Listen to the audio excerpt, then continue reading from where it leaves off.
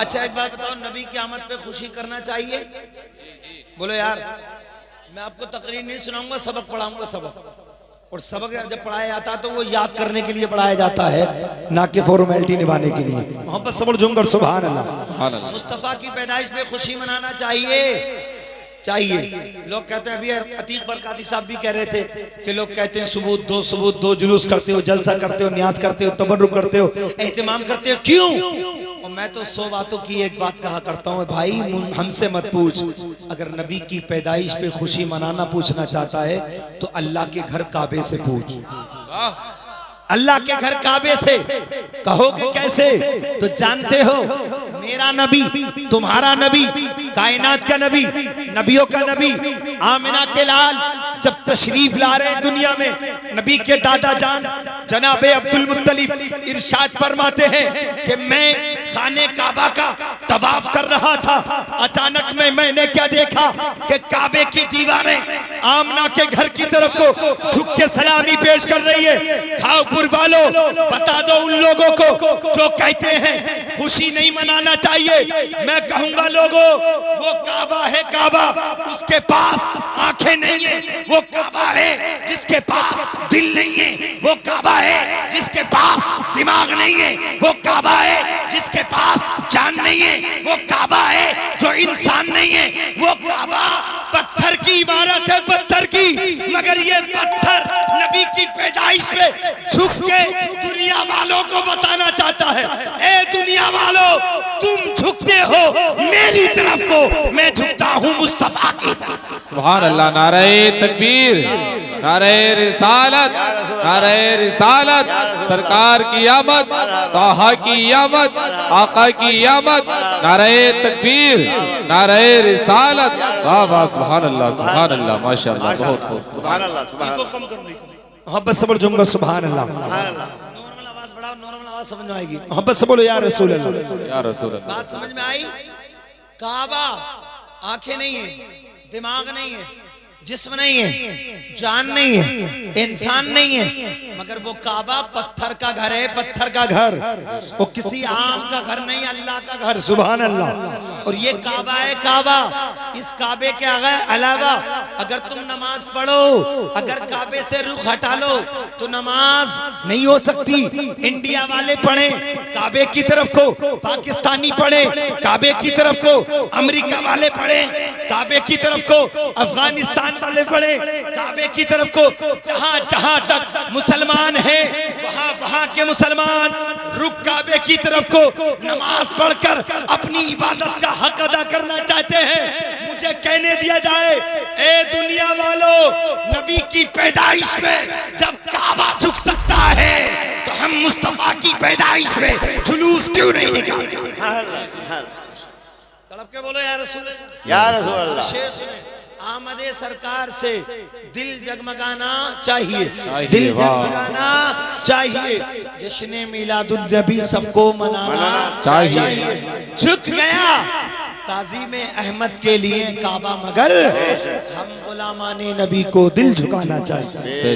गुलामाने नबी को दिल झुकाना चाहिए। बहुत लंबी चौड़ी तकरीर आप समाप्त कर चुके, और कल भी और आने वाले कल भी, और पूरे साल जब से आप जलसा कर रहे हैं सुनते आए हैं, मगर मेरी बात मोहब्बत से सुनो और ये पैगाम दिल की तख्ती पे नोट कर लो कि हम मुस्तफा की पैदाइश में खुशी इसलिए मनाते हैं कि पूरी दुनिया में अगर कुछ मिला है तो सदका मेरे मुस्तफा का, सदका मेरे, अरे बोलो सदका मेरे। अच्छा एक बात, आपने अपने घरों की छतों पे झंडियां लगाई? लगाई हैं? लगानी चाहिए? आज लगानी चाहिए, तभी तो लगाइए ना, लगानी चाहिए। मैं आपसे पूछना चाहता हूं क्या मिलेगा? बोलो यार। सुन्नत, सुन्नत जिब्राइल की है ना, सुन्नत जिब्राइल की। ये जुबान मेरी है, एतराज दूसरों का। मैंने कहा ना मैं तुम्हें पढ़ाऊंगा। मोहब्बत से झूमकर सुभान अल्लाह। झंडे लगाए, झंडे। लोग कहते हैं क्या जरूरत है? मैंने कहा ये तेरी जरूरत है, क्योंकि तुझे किसी रहनुमा की जरूरत, तुझे किसी रहनुमा की जरूरत। हम कल भी मुस्तफा के गुलाम थे, आज भी मुस्तफा के गुलाम है, और जीते जी मुस्तफा के गुलाम। झंडे लगाए, पहले मैं आपको दुनिया की मिसाल और उसके बाद इंशाल्लाह जहन ताजा। झंडी लगाना चाहिए, बोलो झंडी लगाना। और ये अपना शहर संभल है ना, अतीक बरकाती साहब अपने शहर संभल। कई साल पहले मैं गया अपने गांव मांडली से निकल रहा था और जैसे मैं पहुंचा पक्के बाग, और पक्के बाग से मैं चला अंदर, पहुंचते पहुंचते पहुंचते बेगम सराय में पहुंचा। और जब बेगम सराय में पहुंचा तो एक दीवानी की छत पे नजर पड़ी, दिल खुश हो गया। वहां पर समझूंगा, एक झंडा नहीं, 10 12 झंडे, सुभान अल्लाह, सुभान अल्लाह, वाह वाह, 10 12 झंडे। मैंने गाड़ी रोकी, उसके दरवाजे पे खटखट आया, वो दरवाजे से बाहर निकला, मैंने सलाम किया, उसने सलाम का जवाब दिया। मैंने कहा भाई ये झंडे इतने क्यों लगाए? मैंने कहा, उसने सर से लेके पैर तक मुझे 3 बार देखा। अब भाई मैंने तुझसे सवाल किया तू मुझे क्यों देख रहा है? बोले यार तुम्हारा माथा और पजामा देख रहा हूं, तुम बातों से तो वैसे लग रहे हो मगर हकीकत में ऐसे है ना। क्योंकि एतराज था ना, इतने झंडे क्यों लगाए? तवज्जो सुनना ईमानदारी से, सच्ची बात बता रहा हूं, झंडे क्यों लगाए? तो उसने देख के कुछ देर के बाद कहा हजरत तुम ऐसे लग नहीं रहे हो जैसे सवाल कर रहे हो।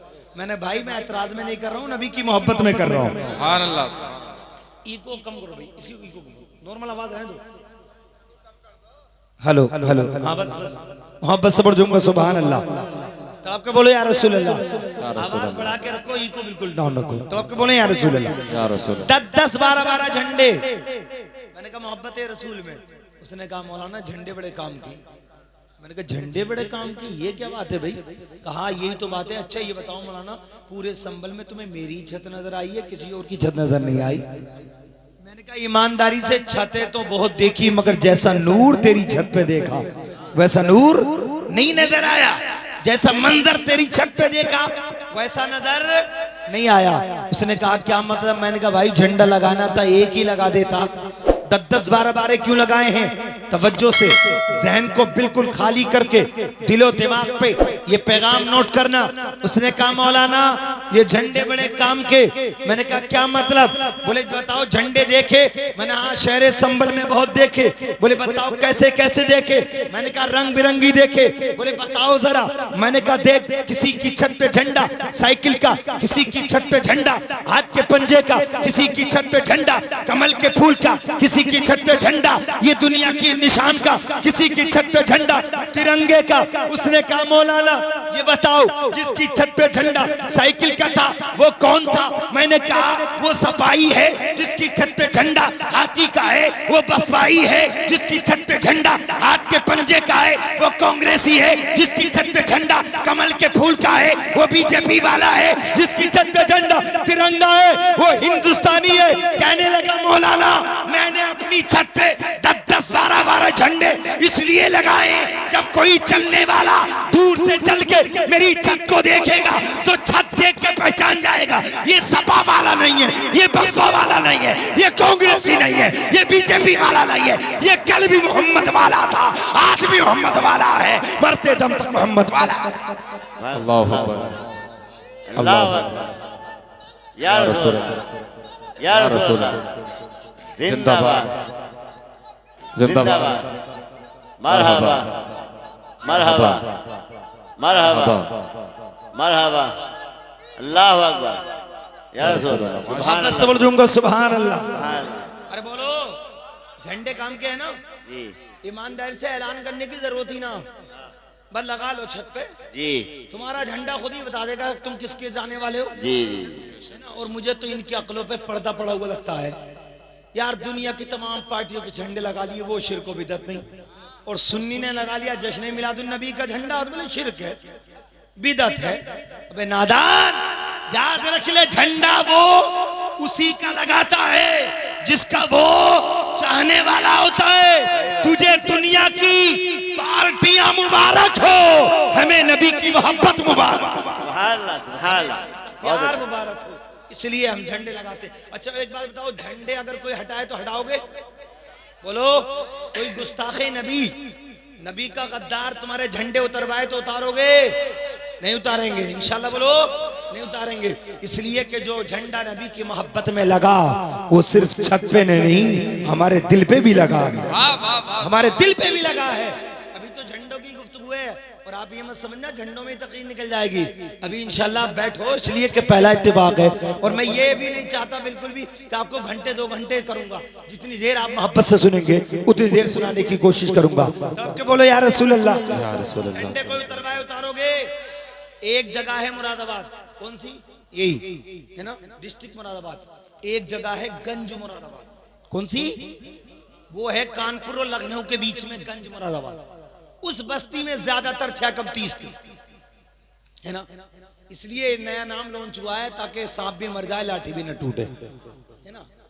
वो ज्यादातर थे और उसी बस्ती में एक अल्लाह वाले अल्लामा फजलुर रहमान गंज मुरादाबादी, सुभान अल्लाह, अल्लाह के वली रहते थे। और तुमने देखा होगा उनकी 10 हवेलियों हमारी हवेलियों में, समझ गया 6 कम 30 को। यानी कि मैं नाम ले रहा हूँ बुराई के लिए नहीं, लड़ाई के लिए नहीं, वहाबी देवबंदी। अगर उनकी 10 हवेली हमारे दरमियान हो तो वो उस अंदाज से नहीं रह सकते जिस अंदाज से हमारा सुन्नी अकेला उनकी 100 हवेलियों के बीच में रह लेगा। क्यों? जिसके दिल में खौफे खुदा होता है वो किसी और का डर नहीं रखता, वो किसी और का डर। उस बीच बस्ती में अल्लामा फजलुर रहमान ने छोटे छोटे चिराग, डीवले जिसको कहते हैं हम, वो लिए। और रबीउल अव्वल की जैसी चांद की पहली तारीख हुई ना, तो आपने चिराग जला के अपने घर के चारों तरफ छत पे रख दिए, एक रात जले। यही तो सिस्टम हमारा है। हम लाइटें लगाते हैं, कुमकुमे लगाते हैं, रोशनी लगाते हैं ना। ये मुबारक हो, मोहब्बत से बढ़ सुभान अल्लाह। लगा लिया अल्लामा फजलुर रहमान ने। अब जब लगा लिए ना तो उनके पेट में दर्द हो गया। और है भी यही मामला, खर्च हम करें, तबर्रुक हम करें, न्याज हम करें, जुलूस हम करें, जलसा हम करें, उसके खामखा पेट में दर्द होता है। पैसा हमारा, देख हमारी, बिरयानी हमारी, उसके पेट में दर्द होता है। मगर समझिए, तवज्जो से सुनिए, मैं आपको पैगाम दे रहा हूँ और मैं इसलिए गुफ्तगू कर रहा हूँ। ये मत समझना मैं ये सोच रहा हूँ कि यहाँ है, यहाँ नहीं है, मगर रिश्तेदारी में आपके जरूर होंगे, रिश्तेदारियों में जरूर होंगे। और एक बात याद रखो, जिस तरीके से अपने खानदान के दुश्मन से तुम रिश्तेदारी नहीं करते, इससे कहीं ज्यादा नबी के दुश्मन से रिश्तेदारी मत किया करो। खानदान का दुश्मन मुसलमान हो सकता है, मगर मुस्तफा का दुश्मन मुसलमान, बोलो मुस्तफा का दुश्मन मुसलमान। मैं हक बात कहता हूँ, हक बात कहता हूँ। और ये तो अपनी बस्ती है, मैं जब गैरों में जाता हूँ मैं वहां भी नहीं डरता, वहां भी नहीं डरता, मोहब्बत सबर जुम्बर सुभान अल्लाह। मगर सुने ईमानदारी से, अल्लामा फजलुर रहमान ने चिराग क्या किया? जला दिया चिराग। अभी बोलते रहो चिराग। अब वो आए और चंद लोग इकट्ठा होके बोले, अल्लामा फजलुर रहमान क्या जरूरत थी इतने चिरागों में तेल खर्च करने की, किसी गरीब को दे देते 2-3 दिन का हांडी का इंतजाम हो जाता। और ये देखो इनकी नीयत कितनी खराब है। हम 11वीं करें तो 500 पे नीयत बिगड़ जाए इनकी। क्या कहते हैं, मसला क्या बयान करते हैं, हम सुन्नियों को क्या जरूरत थी 11वीं करने की, न्याज करने की, जलसा करने की, जुलूस करने की, इतने गरीब की शादी में लगा देते। वाह रे, हमारे 500 पे तेरी नीयत बिगड़ी और तू जो अपनी बेटी की शादी में 10 लाख खर्च कर रहा, अबे मत करना, 1 लाख गरीबों को ट्रांसफर कर दे। अपनी बेटी में 10 लाख कर रहा है तो गरीब याद नहीं आते, और हमारी 500 रुपए की 11वीं में तुझे गरीब याद आते हैं। मगर सुन, हम वो सुन्नी है, हम गरीबों का भी ख्याल करते हैं और आमना के लाल की मोहब्बत का भी ख्याल। अल्लाह। चिराग जला दिए। अब चिराग जल गए ना, और जब चिराग जले तो वो लोग एतराज करने लगे और कहने लगे तुमने गलत काम किया, गलत काम किया, गलत काम किया। अल्लामा फजलुर रहमान ने कहा, जलाना मेरा काम था, किसी की माँ ने दूध पिलाया हो तो बुझा के दिखा दो। ईमानदारी से कहा, क्या मतलब झगड़ा करोगे? आपने फरमाया, झगड़ा तो बहुत दूर की बात, तुमसे टच तक नहीं करूंगा, तुमसे कुछ कहूंगा नहीं, जलाए मैंने थे, बुझाओ ना। अब वो सारे के सारे लोग इकट्ठा हुए और 2-4 छत पे चढ़ गए। अल्लाह वाले की छत पे जब चढ़े ना, और पहले चिराग में फूंक मारी, चिराग बंद हो गया। दूसरे चिराग में फूंक मारी, चिराग बंद हो गया। तीसरे चिराग में फूंक मारी, चिराग बंद हो गया। जब 3 चिराग बुझा चुके तो सीना तान के कहने लगे, अल्लामा फजलुर रहमान चिरागों को बजा लो, बजा लो इन चिरागों को, तुमने नबी की मोहब्बत में जलाए थे, जला लो इन्हें, हमने बुझा दिए। अल्लामा फजलुर रहमान को जलाल आया। इरशाद फरमाते, नादानो, गद्दारो, बुझा के आगे को देख रहे हो, जरा पीछे को मुड़ के देखो। मोहब्बत से बोलो सुभान अल्लाह। आगे देख रहे हो, पीछे मुड़ के देखो, उन बुझाने वालों ने जब पीछे को देखा था तो अल्लाह की कुदरत से जो चिराग बंद थे वो ऑटोमेटिक जल के रोशन। सुभान अल्लाह, सुभान अल्लाह, सुभान अल्लाह। इसीलिए शायर ने कहा था, फानूस बन के जिसकी हिफाजत हवा करे वो शमा कब बुझे जिसे रोशन खुदा करे। नूरे खुदा है कुफ्र की हरकत पे ये खंडजन, फूकों से ये चिराग बुझाया न जाएगा। सुभान अल्लाह, मोहब्बत से बोलो जुमला सुभान अल्लाह। तड़प के बोले या रसूल अल्लाह। सुनिए तमीदी गुफ्तगू थी, अब तवज्जो से सुनिए, तड़प के बोलिए जुमला सुभान अल्लाह, सुभान अल्लाह। मैंने आयत पढ़ी क़द जाअकुम मिनल्लाहि नूर, तहकीक अल्लाह की तरफ से एक नूर आया। अब मैं आपकी तवज्जो का तालिब, कोई बच्चा भी बीच में हरकत ना करे। ए बच्चों मोहब्बत से बैठो, तुम्हारे काम की भी तकरीर है, तवज्जो सुनो।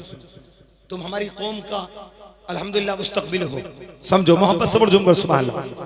नबी बन के आए नूर, बोलो नबी बन के आए नूर, और नबी कुरान पाक साथ लेकर आए। सुभान अल्लाह, नबी के साथ अल्लाह ने कुरान दिया, और नूर कुरान के साथ, और नूर के साथ कुरान। सुभान अल्लाह।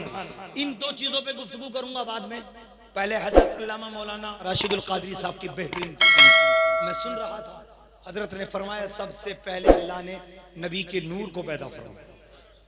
सही है ना? सही है। ये बताओ सबसे पहले इंसान कौन? आदम अलैहिस्सलाम। कौन?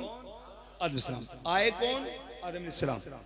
अरे बोलो ना यार, आए कौन? आदम अलैहिस्सलाम। नबी कौन? आदम अलैहिस्सलाम। आने वाले कौन? नबी फरमाते हैं आदम, हमने पढ़ा कि आदम पहले नबी, मगर मेरे नबी फरमाते मैं आदम से भी पहला नबी। अरे मोहब्बत समझूंगा सुभान अल्लाह। हदीस समझाऊंगा, ऐसा मफहूम दूंगा ना इंशाअल्लाह। इंशाअल्लाह तुम बिल्कुल जब तक जिंदा रहोगे ये मफहूम जहन से नहीं निकाल पाओगे। तो के बोले या रसूल, नबी सबसे पहले। अच्छा खाओपुर वालों एक बात बताओ, जब अल्लाह रब्बुल इज्जत ने सबसे पहले नबी को पैदा फरमाया तो भेजा नबियों के बाद में क्यों? पैदा सबसे पहले। और मैं नहीं कहता, मेरा नबी कहता है। आका ने फरमाया जाबिर तुम्हें मालूम है अल्लाह ने सबसे पहले किसको पैदा फरमाया? जाबिर अर्ज करते अल्लाह उसका रसूल जाने। मेरे नबी ने फरमाया आए जाबिर सबसे पहले अल्लाह ने तेरे नबी के नूर को अपने नूर से पैदा फरमाया। कब बने?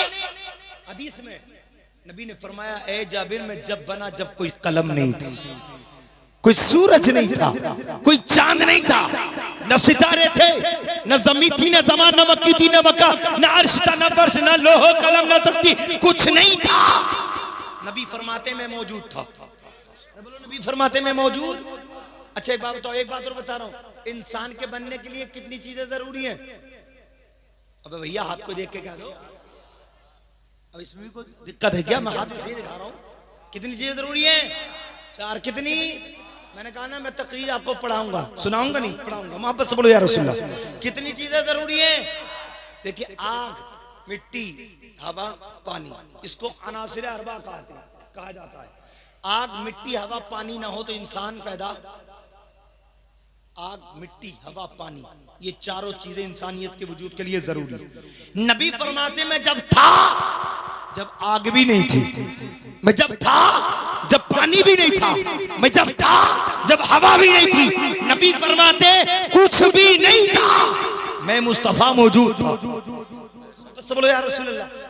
एक सर फिरे ने कहा हजरत नबी कब बने? मैंने कहा जब बने जब तेरा कब भी नहीं बना। बोले क्या था? मैंने लफ्ज़ क्या भी नहीं था। बोले कुछ तो होगा। मैंने कहा कुछ भी नहीं था। बोले फिर क्या था? मैंने कहा ना क्या था, ना कब था, ना जब था, ना इधर था ना उधर था, ना खुश्क था ना दर था, ना जमी थी ना जमा, ना मक्की थी ना मक्का, ना अर्श ना कुर्स, ना अर्श ना फर्श, ना लोहो कलम था, कुछ भी नहीं था। कहने लगा कुछ तो होगा। मैंने कहा हाँ था, बनाने वाला खुदा और बनने वाला मुस्तफा। सुभान अल्लाह। नारे तकबीर, नारे रिसालत, सरकार की आमद, तहा की आमद, नारे तकबीर, नारे रिसालत। तवज्जो से सुनो इंशाल्लाह, तवज्जो से। अब मैं आपको ज़हन को बिल्कुल ताज़ा कर रहा हूँ, तड़प के बोले या रसूल। अच्छा एक बात बताओ, अपने गांव में कोई ऐसा कानून है कि अब्बा ना हो बेटा हो जाए? बोलो यार। मैं मिसाल दे रहा हूँ, समझिए। हरामी हो या हलाली, बाप होना जरूरी है। देखिए मिजाज समझा रहा हूं, इसे लतीफा मत समझिए, पैगाम दे रहा हूं। हर एक बेटे के लिए बाप का होना, हर एक पोते के लिए दादा का होना, हर एक नवासे के लिए नाना का होना, हर भतीजे के लिए चचा का होना। जब तक दादा ना हो पोता हो नहीं सकता, जब तक नाना ना हो नवासा हो नहीं सकता, जब तक बाप ना हो बेटा हो नहीं सकता।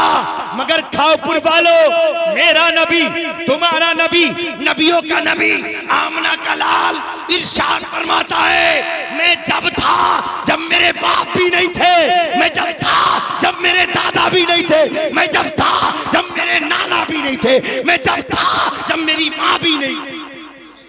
पता चला सबसे पहले मुस्तफा बने। अरे बोलो सबसे पहले मुस्तफा बने। अब मैं जहन दे रहा हूँ, अब दो बातों का एतराज कर रहा हूँ और तुम उसका जवाब सुनना। अल्लाह ने सबसे पहले बनाया, पूरी तकरीर समझ लिया आपने, सबसे पहले नबी को बनाया। बोलो सबसे पहले नबी को बनाया। अब सवाल ये आता है, अल्लाह जब तूने बना ही दिया था तो फिर 1,24,000 नबियों के बाद में क्यों भेजा? पहले ही भेज देता ना। और जब तुझे भेजने ही बाद में था तो बाद में ही बना देता, पहले क्यों बनाया? दो बातों पे गौर करना, बनाया पहले क्यों और भेजा बाद में। सुनोगे इसको? इंशाल्लाह सुनोगे, मजा आएगा। तब क्या बोलो यार रसूल अल्लाह। सबसे पहले सुने, अल्लाह ने सबसे पहले नबी को क्यों बनाया। तवज्जो से सुनना, पढ़े लिखे लोग हैं, समझदार। अतीक बरकाती साहब बेहतरीन आलम साहब, अच्छे नकीब, अच्छी निजामत करते हैं और मुझे भी बहुत पसंद है माशाल्लाह। अभी इसी ग्राउंड के अंदर जलसे के बाद, तवज्जो मिसाल दे रहा हूं, सुनना गौर से, एक पौधा लाए गुलाब का और गुलाब का पौधा लगा दे बीच जगह में और लगा के चले जाएं। ठीक 2 महीने के बाद आप फिर इन्हें बुलाओ निकाबत के लिए, निजामत के लिए। जो पौधा इन्होंने छोटा सा लगाया था ना बीच आंगन में, 2 महीने के बाद वो पौधा अब इतना नहीं रहा, इतना हो। और कमाल पे कमाल, वो बगैर फूल के था, 2 महीने के बाद फूल लहराता हुआ, मुस्कुराता हुआ नजर।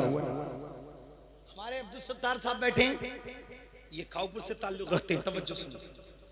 अतीक बरकाती साहब आए 2 महीने के बाद, आना हुआ यहाँ, पौधे पे फूल मुस्कुराता हुआ देखा, दिल ने चाहा तोड़ लो, दिल ने चाहा। अच्छा एक बात और बताओ ईमानदारी से, गुलाब का फूल ऐसा रखता ना रखता कशिश कि जो भी देखे उसका दिल चाहता तोड़ लूं? बताओ ईमानदारी बताओ, कभी आपने सोचा कि फूल में क्या खासियत है? बता दूं क्यों माइल होता दिल? फूल तो यार बहुत से हैं, मगर गुलाब के फूल में कौन सा कमाल है जो हर मुसलमान का दिल खिंचता है? और मुसलमान नहीं, हर इंसान का दिल खिंचता है। क्यों? मेरे नबी फरमाते, जब मेरे नबी मेराज में गए ना, एक रिवायत तो यह है कि मुस्तफा मेराज में गए तो नबी को पसीना आया। एक रिवायत में यह है नबी जिस जन्नती बुराक पे सवार थे उस बुराक को पसीना आया। बहरहाल नबी को पसीना मानो या बुराक को पसीना मानो, वो पसीना नबी के जिस्म अतहर से टपक के जमीन पे गिरने वाला था। अल्लाह ने फरमाया, ए प्यारे मोहम्मद के पसीने, तू पसीना मत रहना, कल के गुलाब का पौधा तैयार हो जाए। सुभान अल्लाह, सुभान अल्लाह, सुभान अल्लाह। पता चला हमारा दिल गुलाब की तरफ को नहीं खींचता, मुस्तफा के पसीने की तरफ को खींचता। सुभान अल्लाह, सुभान अल्लाह, जिंदाबाद जिंदाबाद। अगर ऐसे बात निकलेगी तो बहुत लंबी तकरीर हो जाएगी, मगर मैं शॉर्ट कर रहा हूँ। अतीक बरकाती साहब ने पौधा लगा दिया, फूल खिला, आ गए 2 महीने के बाद। तवज्जो सुनना, और जो सो रहे हैं उनके कान में सुभान अल्लाह बोल दियो हल्के से, सुभान अल्लाह, मोहब्बत से बोल दूंगा सुभान अल्लाह, हल्के से बोलियो। सोता हुए आदमी का हल्का सा उंगली लगा दो तो ऐसा लगा पहाड़ आ गया, है ना? चूटी भी हाथी की तरह लगती है। अल्लाह माफ करे, मोहब्बत से बोल दूंगा सुभान अल्लाह। अच्छी बात है, आप सो रहे हैं, जाग रहे हैं, यार बच्चों को समझा दो, ये तड़प के बोले यार रसूल अल्लाह।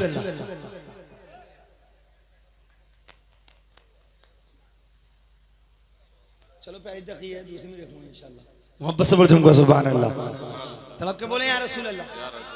तवज्जो सुनना, नींद तो नहीं आ रही है? अरे बोलो भाई। हाँ वैसे यहाँ तो वही बोल रहे हैं जो जाग रहे हैं, ना तो जलसों में ज्यादातर वो बोल रहे हैं जो सो रहे हैं। सच्ची बात बता रहा हूँ, लतीफा नहीं है। राजस्थान की राजधानी जयपुर में मेरी तकरीर थी अभी 3-4 साल पहले, तो मैं 11 बजे से बैठा हुआ स्टेज पे देख रहा था। एक मुल्ला जी सफेद दाढ़ी माशाल्लाह आगे बैठे थे और आराम से झटके ले लेके सो रहे। और मैं सोच रहा था सुलेमान जब तेरा नंबर आगा तो मुल्ला जी की खैरियत जरूर ली है। और मेरा नंबर आया 1 बजे और मैंने कहा सबसे पहले आप सो रहे हैं जाग रहे हैं? तो ईमानदारी से सबसे पहले वो मुल्ला जी हाथ उठा के बोले नहीं जाग रहे हैं। अब जो बंदा यार 11 बजे से टूल लिया हो और वो 1 बजे ही कहे जाग रहे हैं, मैंने कहा अच्छा जाग रहे हैं? बोला हाँ जाग रहे हैं। मैंने इम्तिहान ले लूं? बोला हाँ ले लो। मेरे सर पे गुलाबी कलर का मामा बन रहा था, गुलाबी कलर का मामा। मैंने कहा इम्तिहान ले लूं? बोला हाँ। तो मैंने कहा अच्छा मुल्ला जी ये बताओ कि मैं काली टोपी ओढ़ लूं, दिख रही है? बोला हाँ वो तो दिख रही है, काली ही है। गुलाबी कलर का मामा काली टोपी में लाता।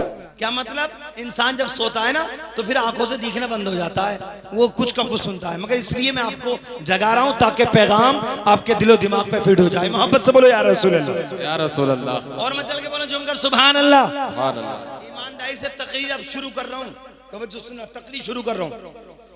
पौधा लगा दिया अतीक बरकाती साहब ने, बीच आंगन फूल खिला। अब सुनना तवज्जो से, तोड़ने के लिए हाथ बढ़ाया, हमारे अब्दुल सत्तार भाई ने हाथ पकड़ लिया, अतीक बरकाती साहब फूल मत तोड़ो। कहा क्या मतलब? पौधा तो मैं नहीं लगाया ना। कहाँ लगाया तुमने था, ये लगाने का एहसान है, मगर तुम तो हजरत लगा के चले गए थे 2 महीने के लिए। अगर मैं देखभाल ना करता तो ये पौधा परवान नहीं चढ़ता, ये पौधा परवान। अब आपसे रिक्वेस्ट है, गुजारिश है, तवज्जो से मेरी गुफ्तगू को सुनिए। यहाँ से मैं तकरीर शुरू कर रहा हूँ, मोहब्बत से बढ़ूंगा। सुभान अल्लाह, सुभान अल्लाह। पौधा लगाया अतीक बरकाती साहब ने, देखभाल की हमारे अब्दुल सत्तार भाई ने। उसके बाद में अभी हजरत एहसान जता रहे हैं, पौधा मैंने लगाया।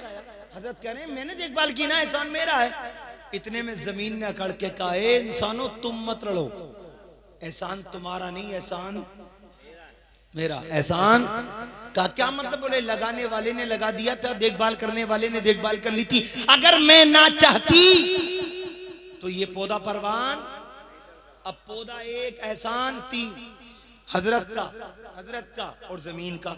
अभी जमीन चुपी नहीं थी, ललकार के पानी ने कहा ए जमीन एहसान तेरा नहीं, एहसान।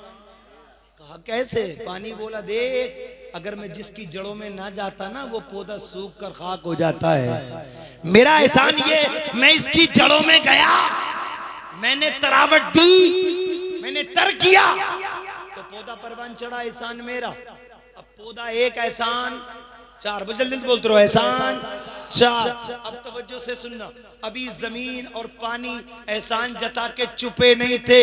आसमान के सूरज ने ललकार के कहा पानी एहसान तेरा नहीं, एहसान मेरा है। बोले कैसे?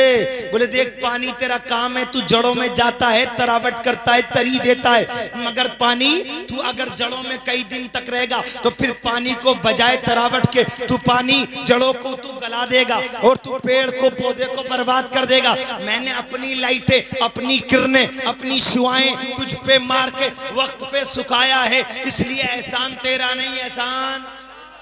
तवज्जो से सुनना, एहसान मेरा।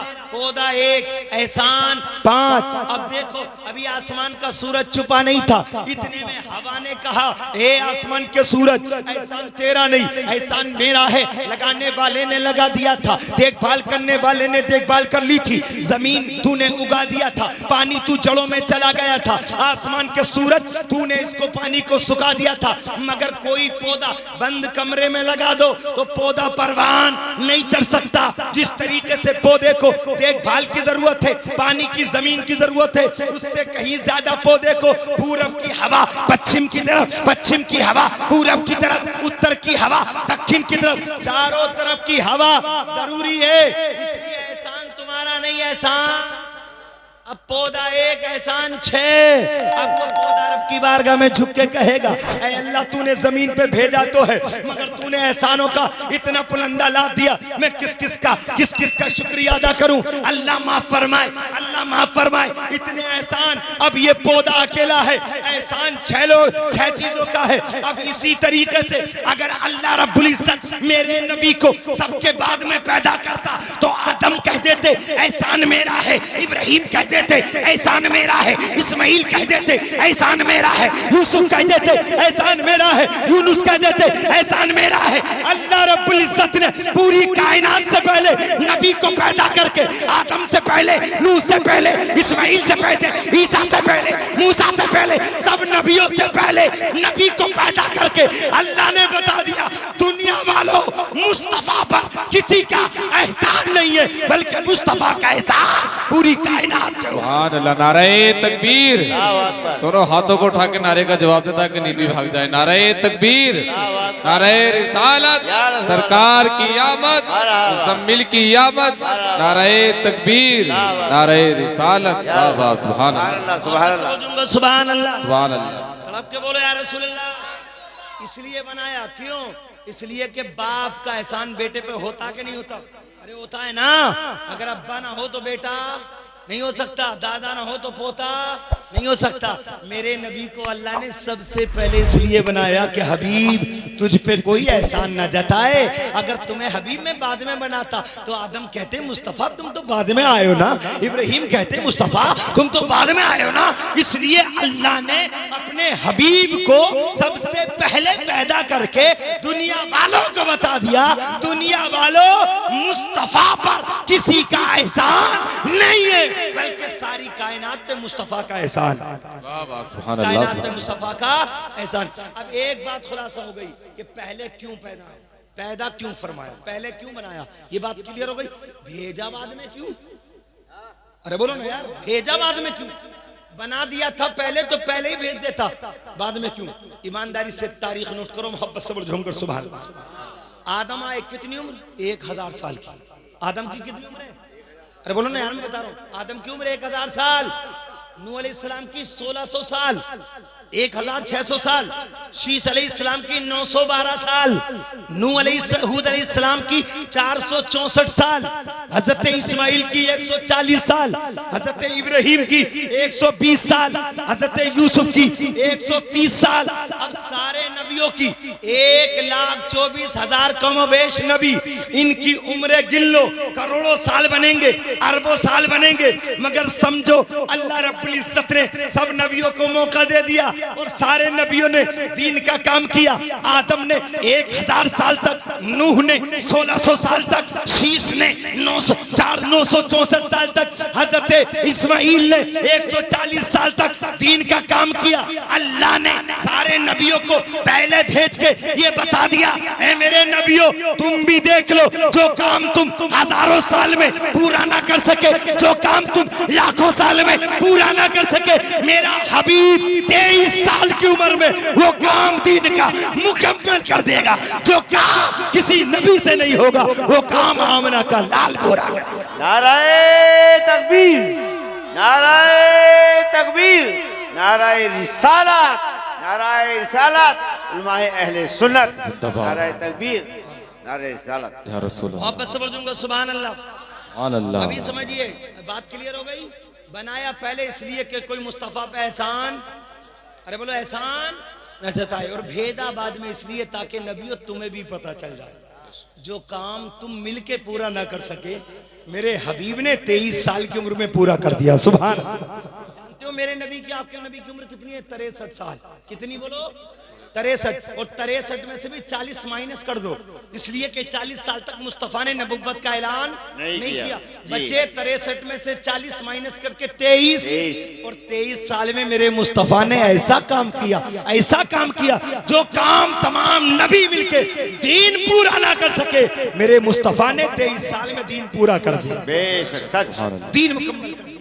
अल्लाह अकबर। अल्लाह कुरान पाक में फरमाता है अल यौमा अकमलतु लकुम दीनकुम, ए महबूब आज हमने तुम्हारा दीन मुकम्मल कर दिया। सुभान अल्लाह। जिस दीन की बुनियाद आदम ने रखी थी उस दीन की इमारत को मुकम्मल मेरे मुस्तफ़ा ने फरमाया। तुम देखते नहीं हो, एक मकान बनाने के लिए 1000 कारीगर बुला लो, राजगीर मिस्त्री बुला लो और तमाम इंजीनियर बुला लो, अगर एक मकान की छत 10 साल तक ना बने तो लोग कहते हैं बड़े बड़े तुर्रम खाए फेल हो गए। और एक बंदा आपकी बस्ती से उठे, वो 10 दिन में उसकी छत डाल दे तो कहें ये है ना भाई, ये है ना भाई, देखो 10 साल में कोई ना कर सका, इन्होंने 10 दिन में कर दिया। बिल्कुल यही मिसाल मेरे मुस्तफा की है कि नबियों देख लो, करोड़ों अरबों 2 साल में जो काम तुम ना कर सके मेरे हबीब ने 23 साल में पूरा कर दिया। सुभान अल्लाह। ऐसी शान के साथ आमना के लाल तशरीफ लाए। अल्लाह फरमाता है क़द जाकुम मिनल्लाहि नूर, अल्लाह की तरफ से एक नूर आया। सुभान अल्लाह। और रोशन किताब। अब सुनिए तवज्जो से। अच्छा ये बताइए हुजूर किस वक्त पैदा हुए? माशाल्लाह याद है, वरना जलसों में ऐसे ऐसे जाना पड़ता है जिन्हें यही नहीं पता होता किस वक्त पैदा हुए। अल्लाह माफ करो, आज भी रोने की बात है ईमानदारी से। आज भी बहुत से मुसलमान ये है कि वो मुसलमानों के घरों में तो पैदा हुए, उन्हें यही नहीं पता कि कलमा है क्या चीज। सच्ची बात बता रहा हूँ। अपने हिंदुस्तान में और हिंदुस्तान के अलावा सूबा यूपी में ही बहुत से इलाके ऐसे हैं उन्हें यही नहीं पता कलमा है क्या चीज। बस मुसलमान तो जज्बाती है, मुसलमान तो जज्बाती है कि ना कह दिया था तकरीर में कि कलमा पढ़ाओ मुसलमान बनाओ, वो तलवार लेके पहुंच गया और उससे जाके बोला है कि यहूदी से कलमा पढ़, कलमा पढ़। यहूदी ने सोचा यार मार देगा, इसके दिमाग में खुमार है, मार देगा। बोले भैया बता कौन सा पढ़ूं? बोले ना कलमा पढ़। बोले पढ़ूं कौन सा? बोले ना कलमा पढ़। तो बोले क्या पढ़ूं? बोले वो तो मुझे भी याद नहीं मगर तू कलमा पढ़ ले। अल्लाह माफ करे, बिल्कुल यही कंडीशन है। सच्ची बात हमें दीन का कुछ पास नहीं है यार, कम से कम इतना दीन तो सीख लो जितना जरूरत का है। अल्लाह माफ करे, रोने की बातें ईमानदार से। और यकीन करो बहुत से नौजवान इस समझ में भी ऐसे होंगे जिन्हें गुस्ल और वजू का सही से तरीका भी नहीं पता। तुम कहते हो ये हो गया, वो हो गया, ये हो रहा है, वो हो रहा है। अब भाई हो रहा है तो बात की बात है, मगर तू क्या हो रहा है तू अपना आपको भी तो देख। पाक है नहीं, नमाज पढ़ने चले गए, गुस्ल हुआ नहीं, नमाज पढ़ने चले गए, वुजू है नहीं, नमाज पढ़ने चले गए। मुसलमानों सिर्फ नारा लगाने से काम चलने वाला नहीं, नियाज नजर करने से काम चलने वाला नहीं।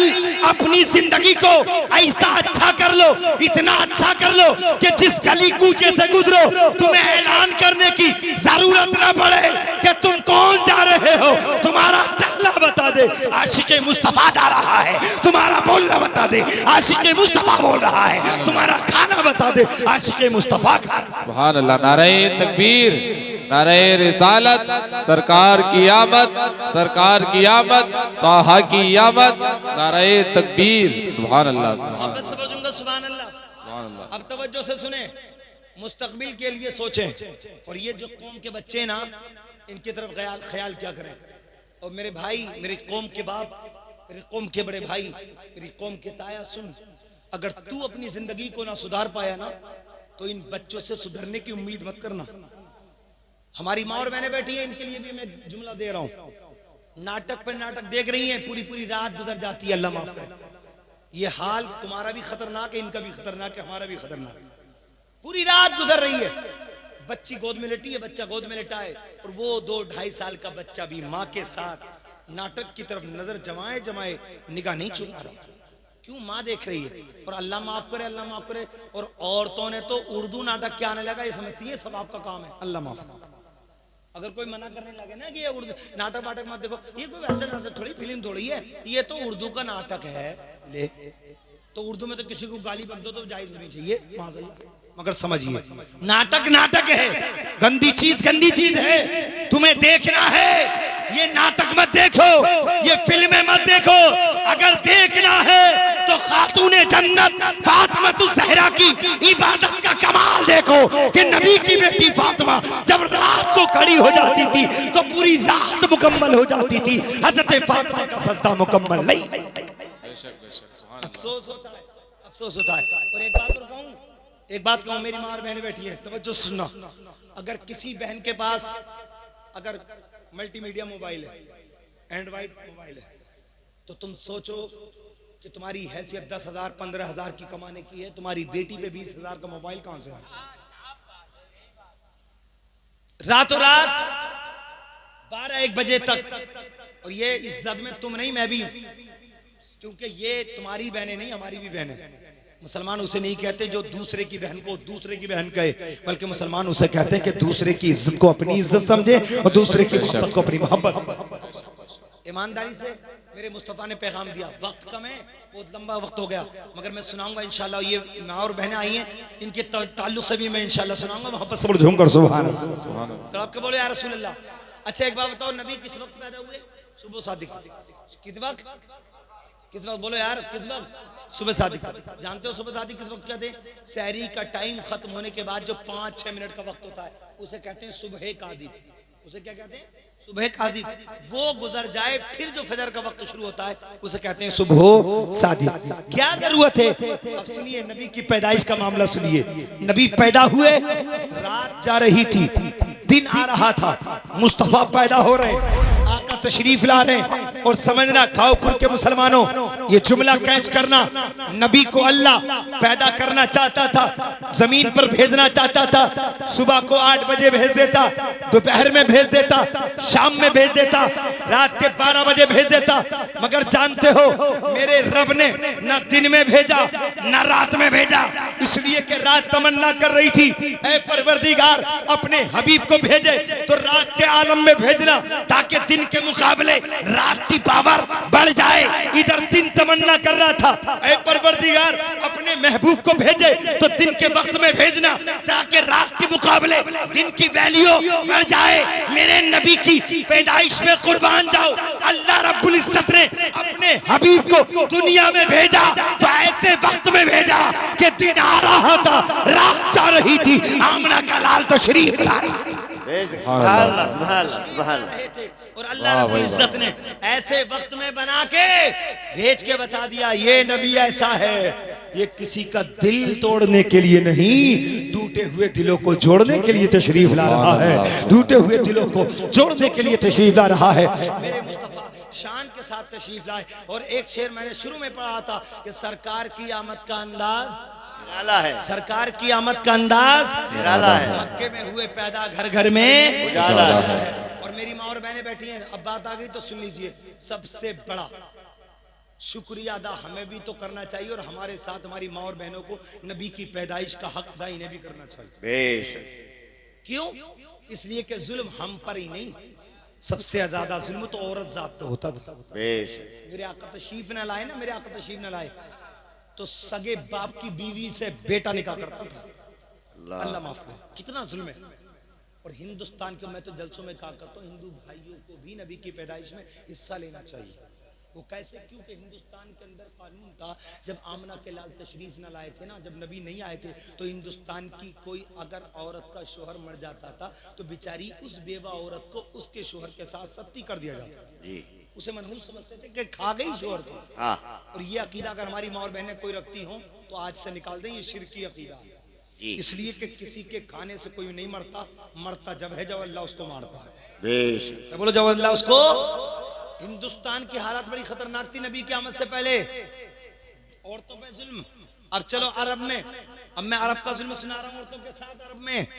अरब में क्या होता था, अगर कोई बेवा का शोहर मर जाता था ना, बेवा हो जाती थी औरत, तो वो जालिम बेवा को पकड़ते थे, घसीट घसीट के जंगल में ले जाते थे और एक झोपड़ी बनाते थे और वो जालिम झोपड़ी में उस बेवा औरत को रखते थे। तवज्जो सुनना। और औरत को रख के बेवा को एक जोड़ी कपड़ा देते थे 1 साल तक के लिए, और एक जोड़ी कपड़ा देके उसे इतना पानी देते थे बेवा को कि पूरे साल में पी सके। इस्तंजे के लिए नहीं, नहाने के लिए पानी नहीं देते थे। 1 साल तक जितना पानी पी सके उतना पानी बेवा को मिलता था। बंद तारीख झोपड़ी अंधेरा। अब सोचो भाई, अगर हमें गर्मी में ठंडा पानी ना मिले तो प्यास ना बुझे, बरसात में हमें नहाने को ना मिले तो मजा ना आए, गर्मी में हमें दूसरे कपड़े और नहाने के लिए ना मिले तो मजा ना आए।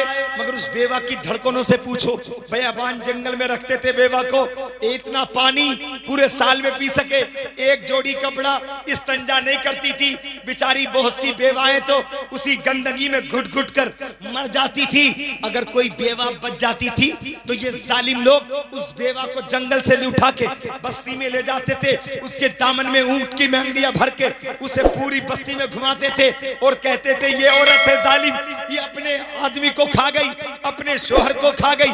ये जुल्म अरब का है और ये जुल्म हिंदुस्तान का है, और इससे बड़ा जुल्म आपको सुनाने चला हूं। आइए नबी की पैदाइश के सदके में मोहब्बत से बोलिए या रसूल अल्लाह, और तो के बोलिए झूमकर सुभान अल्लाह। मेरी माँ और बहनों तवज्जो से सुनना, गुफ्तगू को दिल की तख्ती पे नोट करना। अगर नबी की पैदाइश का जलसा होने लगे, हमारे मर्द भाई 100 रुपए खर्च करें तो तुम्हारा फर्ज बनता है तुम 150 या 200 रुपए जरूर अदा किया करो, इसलिए कि मुस्तफा का करम जितना हम पे है इतना ही मुस्तफा का करम तुम पर भी।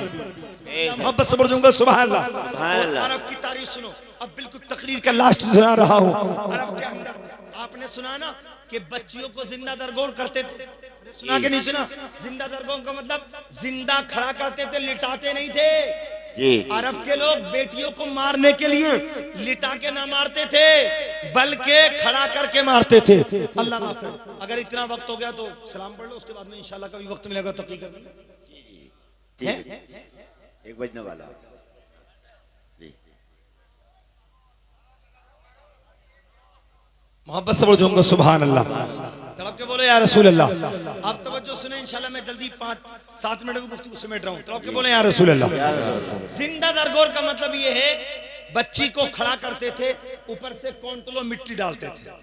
अरब के अंदर एक दस्तूर, नबी की आमद से पहले एक जालिम यहूदी नाम का वो आया और अपनी बीवी से बोला कि बेगम तुम्हारे पेट में जो अमल है ना, मैं दूसरे मुल्कों को जा रहा हूँ, अगर ये पेट का हमल से अगर बेटी पैदा हो तो गला घोट के मार देना, और अगर बेटा पैदा हो जाए तो अच्छे से परवरिश करना। जालिम चला गया वसीयत करके। अभी मेरे आका तशरीफ नहीं लाए, अब इत्तेफाक से उस माँ ने बच्ची को जन्म दिया, बेटे को नहीं, बच्ची को, बेटी को जन्म। बेटी पैदा हो गई, माँ बेटी का चेहरा देख रही है तो मुस्कुरा रही है। और मैं एक बात कहा करता हूँ, माँ अगर किसी भी ऐबीले बच्चे को पैदा कर दे तो माँ की ममता वो होती है जो भेदभाव, अरे बोलो भेदभाव नहीं करती। माँ हर पैदा करने वाले बच्चे से मोहब्बत करती है। माँ ने बेटी का चेहरा देखा, चेहरा देख के दिल खुश हो गया। जैसे ही शोहर की वसीयत याद आ गई ना, तो चेहरे पर आंसू आ गए, आंखों में आंसू आ गए। सोचने लगी बच्ची के साथ क्या होगा। अल मुख्तसर, उसने सोचा कि बच्ची को मार तो नहीं सकती मैं, उसने दिल से गवारा किया कि पड़ोसन को दे देती हूँ, जब मेरा शोहर आएगा तो मैं पड़ोसन की बेटी बता दूंगी, मेरी बच्ची की जान बच जाएगी। खाओ पुर वालों तारीख सुनना, वो जालिम 3-4 साल के बाद वापस आया और उसने अपनी बेटी को पड़ोसन को दे दिया और कहा पड़ोसन खाना मैं दूंगी, पैसा मैं दूंगी, कपड़े मैं दूंगी, सब कुछ मैं दूंगी, नहलाऊंगी मैं, खिलाऊंगी मैं, मगर तुझे मेरे जालिम शोहर के सामने ये कबूल करना है कि ये बच्ची तेरी है। अल्लाह अकबर, मेरी बच्ची की जान बच जाएगी। वो जालिम 3-4 साल के बाद जब घर आया, अपनी बीवी से बोला बेगम ये बताओ तुम्हारे पेट में जो हमल था क्या हुआ? कहा बच्ची पैदा हुई। कि क्या किया? बोले मैंने उसको ठिकाने से लगा दिया। वो जालिम समझा कि शायद मेरी बीवी ने मेरी बेटी को मार दिया। दिन गुजर बसर होते रहे। एक दिन ऐसा आया, वो चारपाई पर बैठकर खाना खा रहा था और वो पड़ोसन के यहाँ से उसकी बच्ची उसके घर में आ गई। और जैसे ही घर में आई, चेहरा बड़ा खूबसूरत था, चेहरा बड़ा नूरानी था।